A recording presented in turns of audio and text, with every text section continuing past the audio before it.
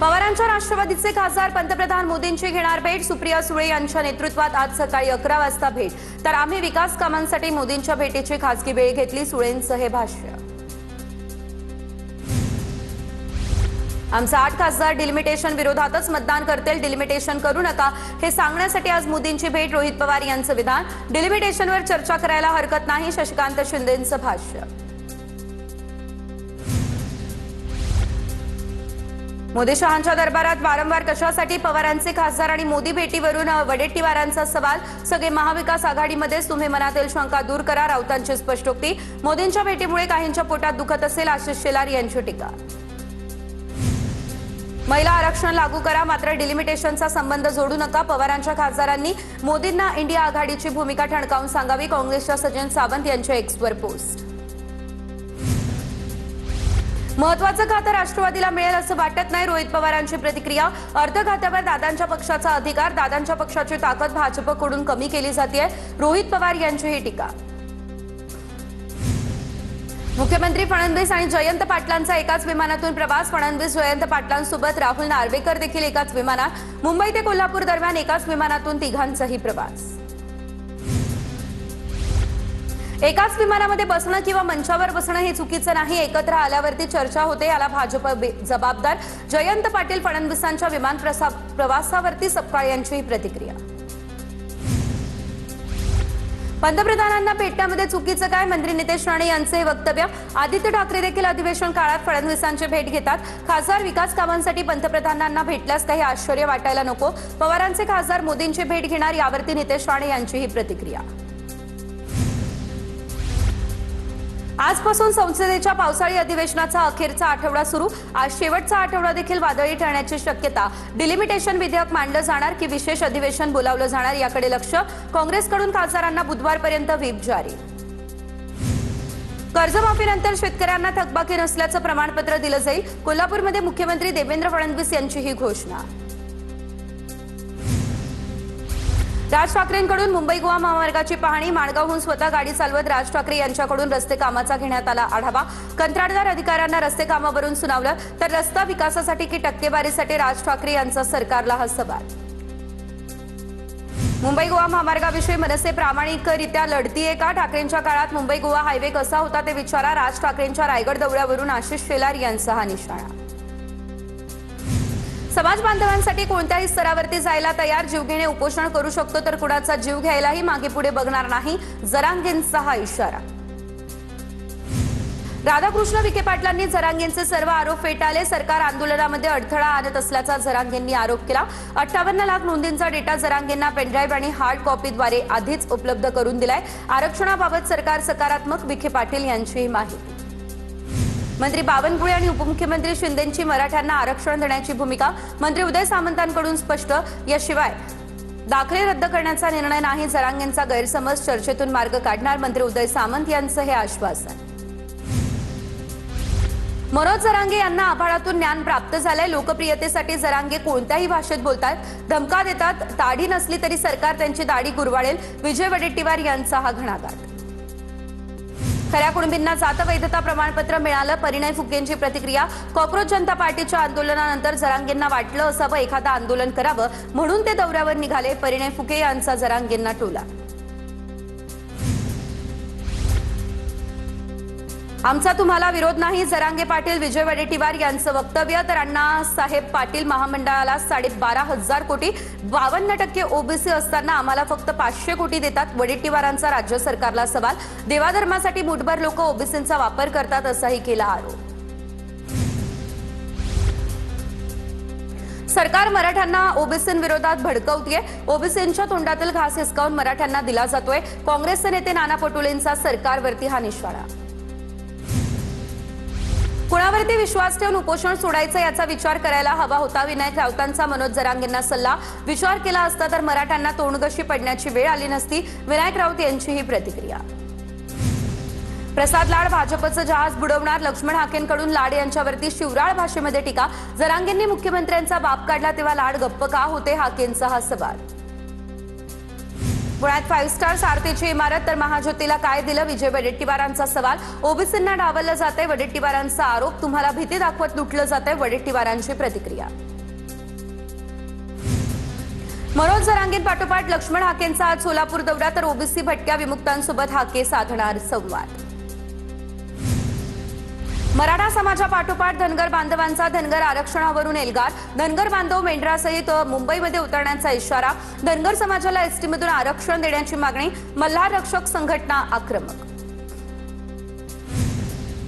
नांदेडमध्ये आरक्षण उपवर्गीकरणाविरोधात महामोर्चा. आनंदराज आंबेडकर यांच्या नेतृत्वाखाली निघालेल्या मोर्चामध्ये 59 जाती सहभागी. सरकारला इशारा देत आंदोलन सुरू ठेवण्याचा निर्धार आंबेडकरांकडून व्यक्त.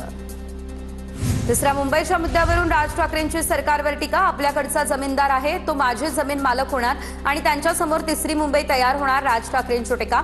आणि यामुळे लाखो लोकांना रोजगार मिळेल, त्यांना फायदाही होईल. उपमुख्यमंत्री शिंदेंचं राज ठाकरे यांना हे उत्तर. राज ठाकरेंनी मंत्र्यांना कधी जाब विचारलाय काय? मुंबई गोवा महामार्गाच्या पाहणीवरून रामदास कदम यांचा राज ठाकरेंना हा सवाल. महामार्गासाठी 15 वर्ष मनसेनं आंदोलन का केलं नाही? रामदास कदम यांचं हे वक्तव्य. एकनाथ शिंदे यांनी कामाची गती वाढवली नसती तर राज्यात महायुतीची सत्ता आली नसती. शहाजीबापू पाटलांचे हे विधान. लाडकी बहीण आणि इतर योजना आणल्या आणि राज्यामध्ये महायुतीची सत्ता आणली. शहाजीबापू पाटील यांची ही प्रतिक्रिया. चंद्रपूर जिल्ह्यातील गोंडपिंपरी या तालुक्यातल्या 25 शाळांचा पोषण आहार निकृष्ट. विजय वडेट्टीवारांचा गंभीर आरोप. प्रयोगशाळेतील चाचण्यांमध्ये पोषक आहार हा निकृष्ट दर्जाचा असल्याचं समोर आलं. विजय वडेट्टीवार यांनी दिली माहिती.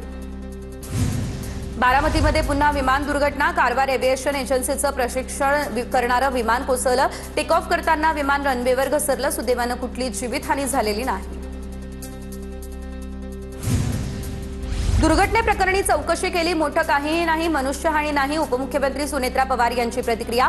एआयबी एव्हिएशन मंत्रालयाचा ट्रेनिंग सेंटरवरती लक्ष नाही. ट्रेनिंग दरम्यान त्याच ठिकाणी 5 ते 6 अपघात झाले. रोहित पवार यांचा हा दावा.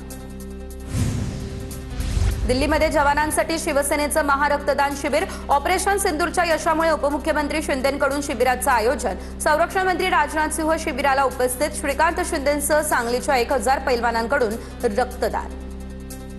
रास्ता रोको केला आणि या प्रकरणी सत्यजित तांबेंविरोधात गुन्हा दाखल. सत्यजित तांबेंसह 350हून अधिक आंदोलकांवर गुन्हा दाखल. नाशिक पुणे रेल्वे मार्ग जुन्याच आराखड्यानुसार करण्यासाठी आंदोलन.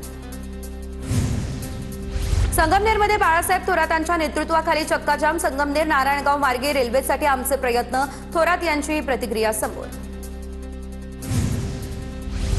कोल्हापूरमध्ये हसन मुश्रीफ आणि समरजित घाटगे पहिल्यांदा एका व्यासपीठावर. दोघांनी एकत्रपणे केला मुख्यमंत्री देवेंद्र फडणवीसांचा सत्कार. नगरपालिका निवडणुकीमध्ये फडणवीसांच्या मध्यस्थीने दोघांचंही झालं मनोमिलन. दोघांमध्ये गेल्या काही वर्षांपासून होता टोकाचा संघर्ष. शिंदे कोर्टाचा निकाल लागण्याची वेळ येते तेव्हाच गावी का पळतात? आदित्य ठाकरेंचा सवाल. शिंदेंनी माणुसकीला 10 वर्ष मागे टाकलं, अशीही केली टीका. सांगलीतल्या जत शहराच्या नामांतराविरोधात आता सर्वपक्षीय आंदोलन. पडळकरांकडून जत शहराचं नाव बदलून देवभूमी जत करण्याचा प्रस्ताव. जत हे ऐतिहासिक नाव असून ते बदलू नये अशी आंदोलकांची मागणी. मराठी भाषा शिकण्यासाठी आता मुदत वाढवून दिली जाणार नाही. दीपक केसरकर यांची माहिती. शासनाने 105 दिवसांची मुदत वाढवून दिलेली. ज्या राज्यामध्ये आपण राहतो त्या राज्याची भाषा यायला हवी. केसरकर यांची ही प्रतिक्रिया. काँग्रेस प्रदेशाध्यक्ष हर्षवर्धन सपकाळांनी आदिवासी दिनाच्या कार्यक्रमामध्ये तारपा वाद्य वाजवलं. नाशिकमध्ये आदिवासी विकास परिषदेकडून आयोजित करण्यात आलेल्या कार्यक्रमामध्ये सपकाळ हे सहभागी झालेले आहेत. रायगडच्या कशेळे या ठिकाणी जागतिक आदिवासी दिनानिमित्त कार्यक्रम संपन्न. यावेळी कर्जतचे आमदार महेंद्र थोरवे आणि राष्ट्रवादीचे जिल्हाध्यक्ष सुधाकर घारे हे राजकीय विरोधक पहिल्यांदा एका व्यासपीठावर. त्यामुळे राजकीय चर्चांना आलं उधाण. यवतमाळचे पालकमंत्री असलेले संजय राठोड यांनी पिंपरी, इजारा, कोलाम, पुडावरती दिवस घालवला. तर आदिवासी नृत्य करत आदिवासी बांधवांसोबत त्यांनी आपला आनंद साजरा केला. आदिवासी बांधवांच्या समस्या ऐकून त्यांचं तातडीनं निराकरण करण्याच्या सूचना अधिकाऱ्यांना दिल्या. पुणे या ठिकाणी मनसेच्या विद्यार्थी सेनेकडून विद्यार्थी क्रांती रॅली. 51,000 सदस्य नोंदणीच्या उद्दिष्टासाठी 2 व्हीलर रॅली. तर विद्यार्थी आणि युवकांना विद्यार्थी सेनेच्या चळवळीशी जोडण्यासाठी या रॅलीचं करण्यात आलं आयोजन. मीरा भाईंदरमध्ये जीवघेण्या खड्ड्यांविरोधात मनसेकडून आता भीक मागू आंदोलन। शहर अध्यक्ष संदीप राणे यांच्या नेतृत्वामध्ये नागरिकांकडून पैसे गोळा करण्यात आले। पालिकेकडे खड्डे बुजवण्यासाठी हे पैसे दिले जाणार आणि पालिकेकडे निधी नाही असा आरोप करत जमा केलेली रक्कम आयुक्तांना देणार मनसेकडून हा इशारा। सैनिक टाकळीमधील प्रस्तावित एमआयडीसी विरोधात ग्रामस्थांचा पायी मोर्चा। जयसिंगपूर बाजार समितीजवळ पोलिसांनी मोर्चा अडवला, त्यामुळे आंदोलक संतप्त। दिल्लीपेक्षाही मोठं आंदोलन करू असा इशारा देत ग्रामस्थांकडून मुख्य मार्गावरती ठिय्या। केरळमध्ये वंदे मातरम गीत पूर्ण गायलं जाणार नाही। नेहमीप्रमाणे या राष्ट्रीय गीताचे पहिले 2 कडवेच गायले जातील, केरळचे आरोग्यमंत्री यांची माहिती। राज्यातील 50हून अधिक आरटीओ कार्यालयांमध्ये चार्जिंग स्थानकं उभारण्याचा प्रस्ताव। ई वाहनांची संख्या वाढत चालली आहे, त्यामुळे सरकारकडून चार्जिंग स्टेशन उभारणीला देखील वेग।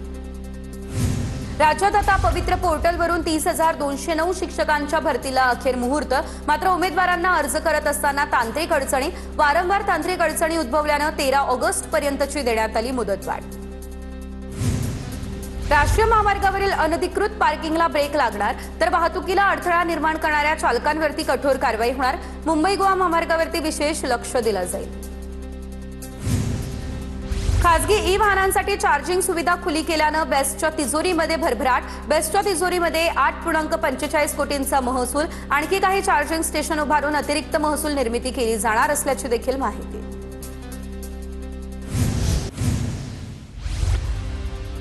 महाराष्ट्रासह संपूर्ण देशात पावसाची तीव्रता आता वाढणार। 13 ऑगस्ट पासून पावसाची तीव्रता वाढणार असल्याचा अंदाज। छत्रपती संभाजीनगर, जळगाव, अहिल्यानगर, नाशिक, नागपूर, गोंदिया, जालना, बीड, धाराशिव आणि लातूर जिल्ह्यामध्ये वादळी वाऱ्यासह पावसाचा अंदाज। पुण्यात पुढील 4 दिवस हलक्या पावसाची शक्यता। गेल्या काही दिवसांमध्ये पावसानं उघडीप दिल्यानं उकाडा वाढला।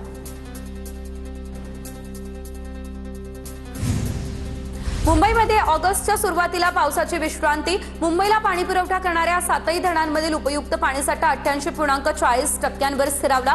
महापालिकेने लागू केलेला 10% पाणी कपातीचा निर्णय अद्यापही कायम। मध्य रेल्वेने भंगार विक्रीतून 200 कोटी रुपये कमावले। यंदा भंगार विक्रीच्या उत्पन्नामध्ये 76.94% लक्षणीय वाढ। भंगार विक्रीतून 200 कोटी रुपयांचा टप्पा गाठण्याची सर्वात जलद ही कामगिरी।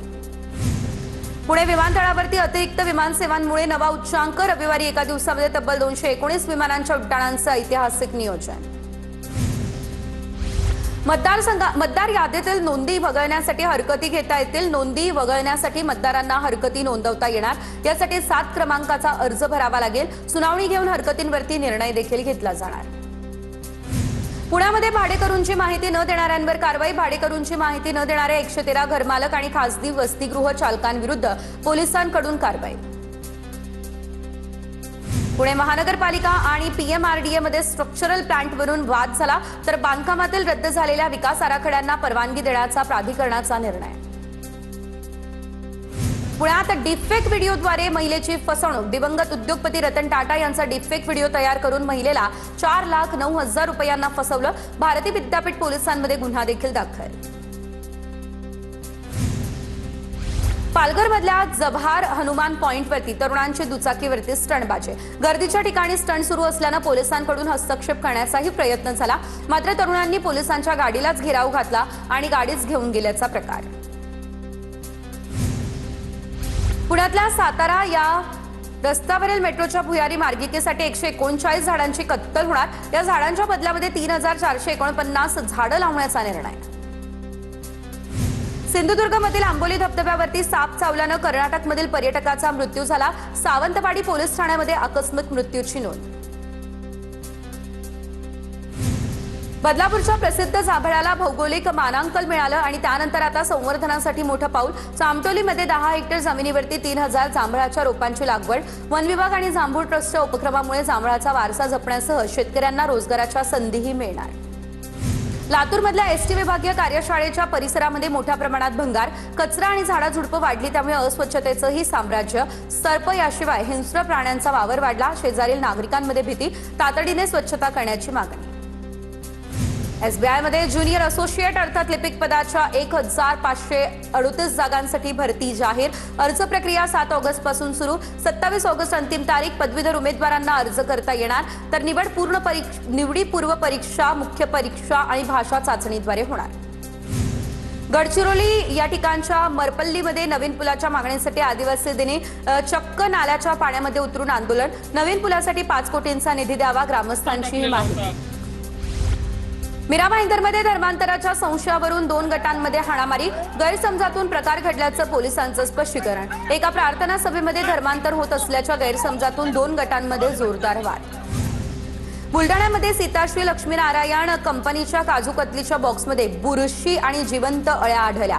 तक्रारीनंतर एफडीएची बुलढाणा शहरातील एका प्रसिद्ध मॉलवर धडक. एफडीएनं मिठाईचा साठा विक्रीपासून रोखला.